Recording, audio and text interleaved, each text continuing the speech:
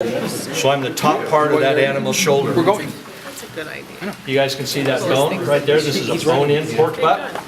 That is that animal's shoulder blade as I start to transition down towards the loin.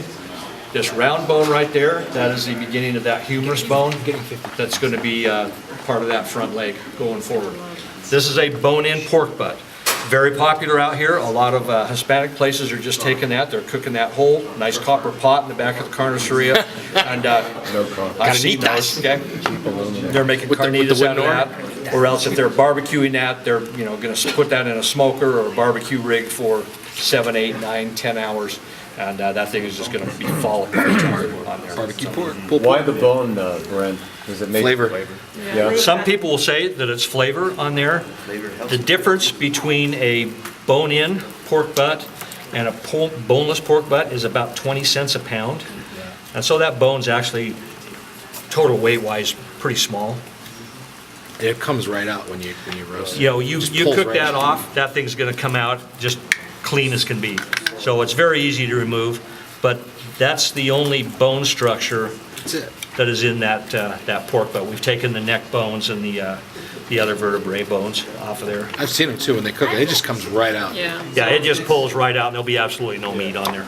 So for the operator, I'm sorry, so it's only like literally just a little convenience when they're doing it for their doing their carnitas, so that they Right. go boneless, I mean, because frankly, it's gonna come right off anyway. No, Yeah. the carnitas, you actually want the bone on them because it keeps the meat together. Together. too. Okay, so then why am I, so I'm having some issues with some of my chefs who are doing carnitas and it's a Mexican restaurant, but yet I want boneless pork butt.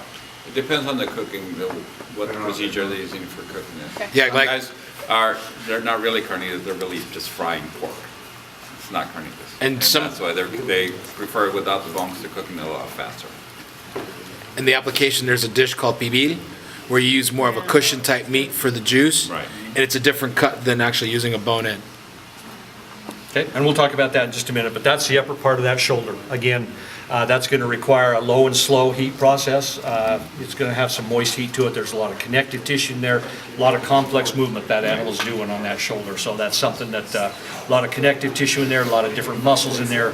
So you're going to have some moist heat for quite a long time on that particular cut. I've heard a couple